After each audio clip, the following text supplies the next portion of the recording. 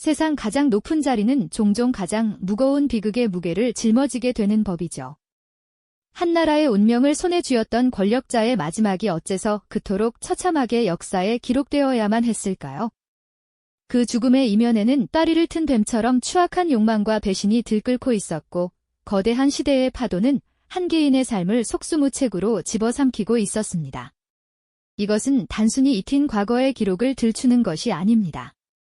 오늘 우리는 한 나라의 마지막 공모가 걸어야 했던 비극으로 얼룩진 그 길을 함께 따라가 보려 합니다. 이야기는 화려하지만 위태로운 긴장감이 감도는 조선의 궁궐에서 시작됩니다. 금빛 용상과 비단 장막 뒤편으로 수많은 권력의 그림자가 어른거리는 곳, 그곳은 누군가에게는 꿈의 정점이었지만 또 다른 누군가에게는 벗어날 수 없는 거대한 황금 세장이기도 했습니다.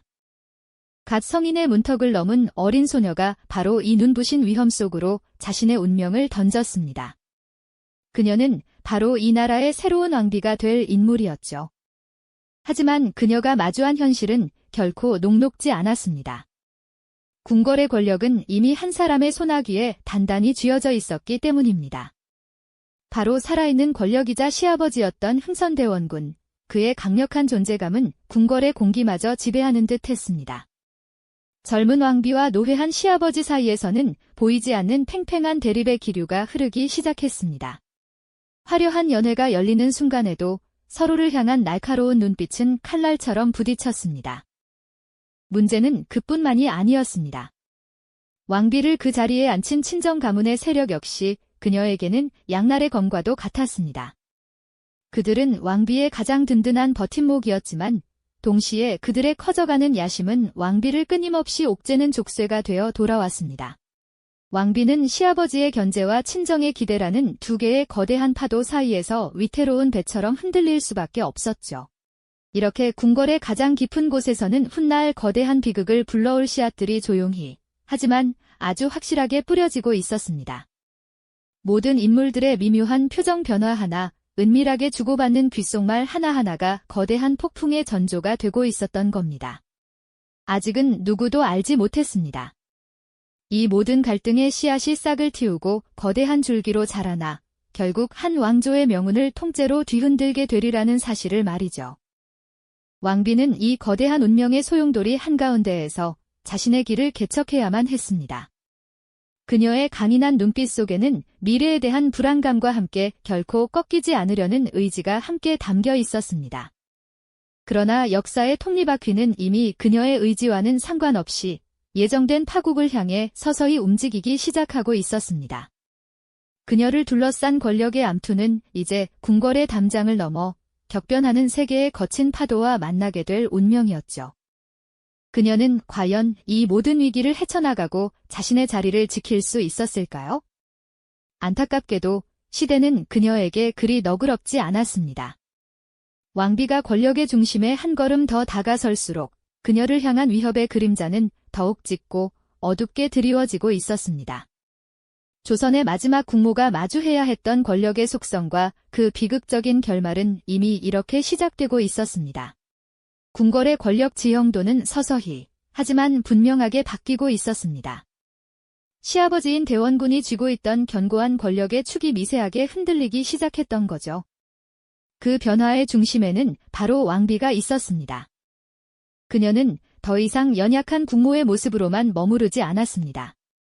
자신의 친족들을 주요 관직에 등용하며 정치적 기반을 단단히 다져나갔고, 이는 마치 조용한 연못에 던져진 큰 돌처럼 거대한 파문을 일으켰습니다. 왕의 가장 가까운 곳에서 그녀의 목소리는 점차 힘을 얻어갔습니다. 중요한 정책이 결정되는 자리마다 왕비의 의중이 반영되기 시작했고, 이는 곧 기존의 권력 구도를 뒤흔드는 가장 강력한 위협이 되었습니다. 문제는 이러한 내부의 권력 다툼이 조선이라는 나라 전체를 뒤덮기 시작한 거대한 파도와 동시에 일어났다는 점입니다. 쇠국의 빗장을 굳게 닫아걸었던 조선의 바다에 이양선이라 불리는 낯선 모양의 검은 배들이 나타나기 시작한 겁니다. 지금껏 한 번도 보지 못했던 서양의 문물과 그들의 통상 요구는 조정에 거대한 충격과 혼란을 가져왔습니다. 문을 열어 새로운 시대를 맞이할 것인가, 아니면 끝까지 굳게 닫아걸고 스스로를 지킬 것인가. 나라의 운명을 건 논쟁이 시작된 것이죠. 그리고 이 중대한 갈림길은 왕비와 대원군, 두 세력이 정면으로 충돌하는 새로운 전쟁터가 되고 말았습니다. 개항을 둘러싼 치열한 정치적 대립은 단순한 정책 논쟁을 넘어 서로의 명운을 건 권력 투쟁이 핵심으로 번져나갔습니다. 왕비는 보다 적극적으로 서구 문물을 받아들이고 국제 정세에 뛰어들어야 한다고 주장하며 자신의 정치적 영향력을 키워나갔습니다. 그녀의 결정 하나하나가 대원군 세력에게는 자신들의 입지를 위협하는 비수처럼 느껴졌을 겁니다. 하지만 그녀의 이런 행보는 필연적으로 더 많은 적을 만들 수밖에 없었습니다. 기존 질서를 지키려는 수구 세력의 거센 반발과 권력을 되찾으려는 대원군의 집요한 견제가 그녀의 숨통을 조여오기 시작했습니다. 궁궐의 밤은 점점 더 깊어졌고 그 어둠 속에서는 수많은 밀담과 음모가 독버섯처럼 자라나고 있었습니다. 왕비의 편에 섰던 이들조차 언제 등을 돌릴지 모르는 불안한 상황이 계속되었습니다. 이제 왕실 내부의 갈등은 더 이상 집안 싸움이 아니었습니다. 그것은 급변하는 세계 정세 속에서 조선이 나아갈 길을 결정하는 거대한 운명의 소용돌이, 그 자체가 되어버린 겁니다. 왕비는 이 모든 경랑의 한복판에 서 있었습니다. 한 손으로는 위태로운 왕권을 지키고 다른 한 손으로는 밀려드는 외세의 파도를 막아내야 하는 절체절명의 상황에 놓인 것이죠. 그녀가 내리는 모든 결정은 이제 개인의 영광이나 권력 유지를 넘어 나라 전체의 미래를 짊어지는 무거운 짐이 되었습니다. 놀랍게도 그녀는 이 엄청난 무게를 기꺼이 감당하려 했습니다. 그러나 권력을 향한 인간의 욕망과 시대의 거대한 흐름이 만들어내는 비정함은 그녀의 예상을 훨씬 뛰어넘는 것이었습니다. 그녀가 더 높이 날아오르려 할수록 그녀를 추락시키려는 그림자 또한 더욱 짙어지고 있었죠. 화려한 궁궐의 전각 뒤편에서 그녀는 종종 홀로 깊은 고뇌에 잠겼습니다. 눈앞에 닥친 위기를 넘어서면 또 다른 위기가 파도처럼 밀려오는 현실 속에서 그녀는 점차 고립되어 갔습니다.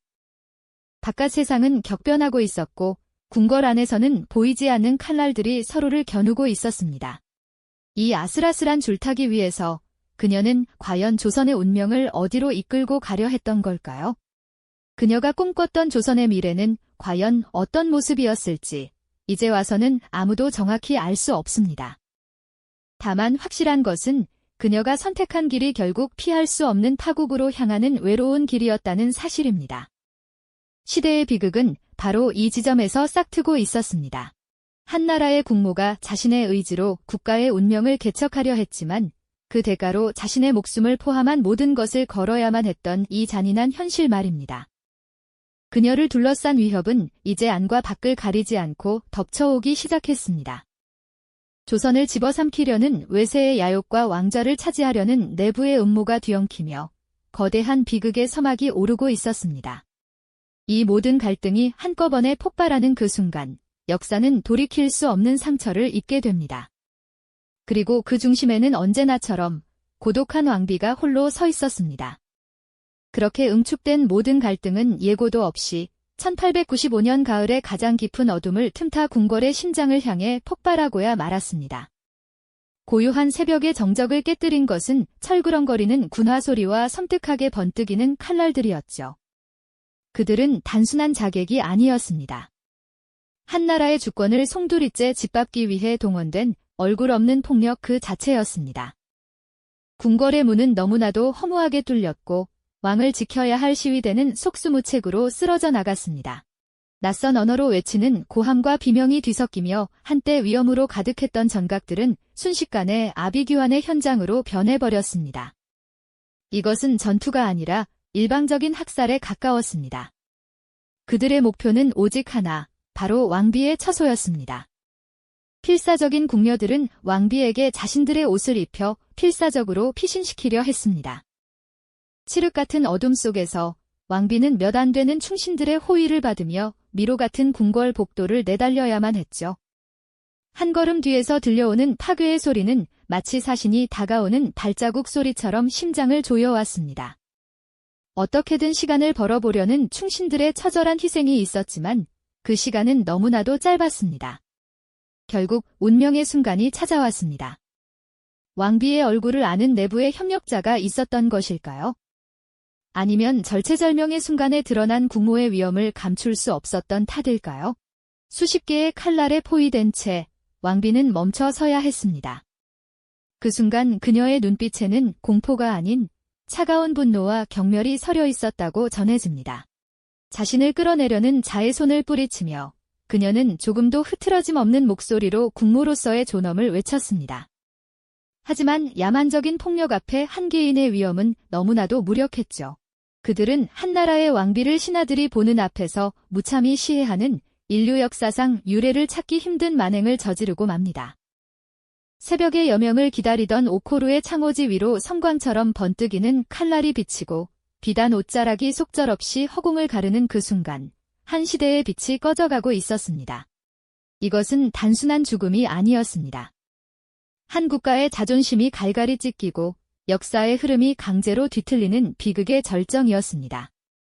놀랍게도 그들의 잔혹함은 여기서 멈추지 않았습니다. 역사의 기록에서 차마 입에 담기조차 힘든 방식으로 그들은 시신에 끔찍한 모욕을 가했습니다. 자신들의 범죄를 완벽하게 은폐하고 조선이라는 나라에 회복 불가능한 상처를 남기기 위해 상상할 수 있는 가장 추악한 방법을 동원했던 겁니다.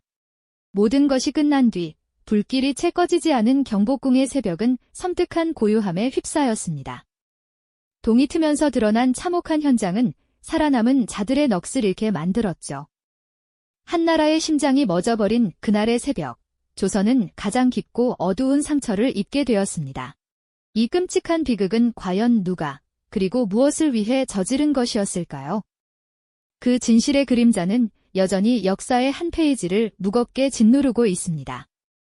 한 개인의 죽음이 아니라 한나라의 운명이 송두리째 흔들리는 거대한 진동이 시작된 것이었습니다.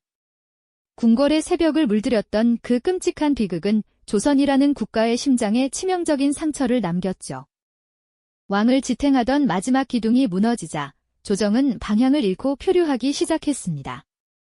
권력의 중심에 생긴 거대한 공백은 외부의 힘이 스며들기에 너무나도 좋은 기회가 되어주었기 때문입니다.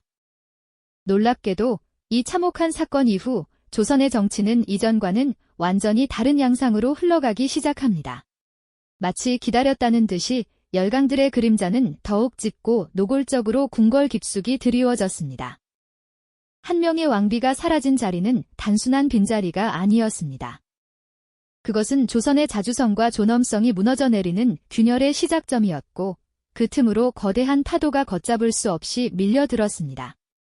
문제는 그 누구도 이 거대한 해일을 막아낼 힘도 의지도 보여주지 못했다는 점입니다. 구심점을 잃어버린 나라는 혼란과 무기력에 빠졌고 백성들은 끝을 알 수 없는 불안에 떨어야 했습니다.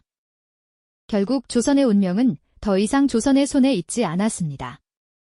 머나먼 타국의 협상 테이블 위에서 마치 전리품처럼 한나라의 미래가 결정되는 참담하고도 비극적인 시간들이 이어지게 된 것이죠.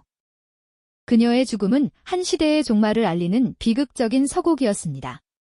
한나라의 국모를 지켜내지 못한 대가는 이토록 혹독했고 그 상처는 역사의 흐름을 완전히 다른 방향으로 틀어버렸습니다. 이제 궁궐은 텅 비어버렸습니다. 화려했던 전각에는 싸늘한 침묵만이 감돌고 주인 잃은 용상은 그저 무거운 역사의 무게만을 짊어지고 있을 뿐이었습니다. 모든 것이 공허하게 느껴졌죠. 한때는 강력한 권력의 상징이었던 왕비의 흔적들은 이제 그저 비극의 증거가 되어버렸습니다. 그녀가 남긴 정책들, 그녀가 추진했던 개혁의 꿈들은 모두 물거품처럼 흩어져 사라졌습니다. 화려했던 왕실의 유물들은 주인을 잃은 채 서서히 먼지 속에 묻혀갔습니다. 그것은 단순히 한 왕조의 쇠락을 넘어 스스로를 지키지 못한 국가가 맞이하는 쓸쓸한 최후를 상징하는 듯했죠. 이 모든 과정은 한 개인의 비극이 어떻게 한 국가의 운명을 잠식해가는지, 그리고 무너진 주권이 어떤 결과를 초래하는지를 너무나도 명확하게 보여주는 역사의 생생한 교과서가 되었습니다. 우리가 이 이야기를 그저 과거의 슬픈 사건으로만 기억해서는 안 되는 이유가 바로 여기에 있습니다.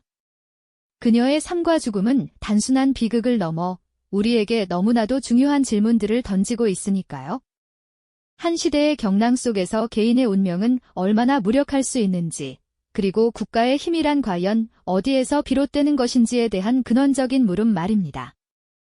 이것은 과거만의 이야기가 아니었습니다. 그녀가 지키고자 했던 것은 과연 무엇이었을까요? 그녀가 꿈꿨던 조선의 미래는 어떤 모습이었을까요? 그 해답을 찾기엔 너무나 많은 시간이 흘렀고 역사는 승자의 기록으로 채워져 갔습니다. 하지만 분명한 것은 그녀의 비극적인 최후가 오늘을 살아가는 우리에게 여전히 강력한 경고와 교훈을 남기고 있다는 사실입니다. 국가의 자주성이 얼마나 소중한 가치인지를 말이죠. 시간의 흐름 속에서 많은 것들이 잊히고 희미해졌지만 이 비극적인 사건이 남긴 상흔과 교훈만큼은 결코 지워져서는 안 될 것입니다. 그것이 역사를 기억하는 우리의 의무이기 때문입니다. 이제 이야기는 단순한 과거의 비극을 넘어 현재를 살아가는 우리에게 깊은 성찰의 시간을 제공합니다. 한 여인의 삶과 죽음이 남긴 질문들은 여전히 우리 곁에 머물며 그 답을 기다리고 있습니다. 이 비극적인 시대가 남긴 또 다른 이야기들은 과연 무엇일까요? 그리고 우리는 그 속에서 어떤 지혜를 발견하고 또 무엇을 배워야만 하는 걸까요? 역사의 무게는 결코 가볍지 않습니다. 그녀의 죽음으로 막을 내린 한 시대의 이야기는 그렇게 끝났지만 그 이야기가 던지는 질문은 지금 이 순간에도 계속되고 있습니다. 그 질문에 대한 답을 찾는 것은 이제 우리의 몫으로 남았습니다.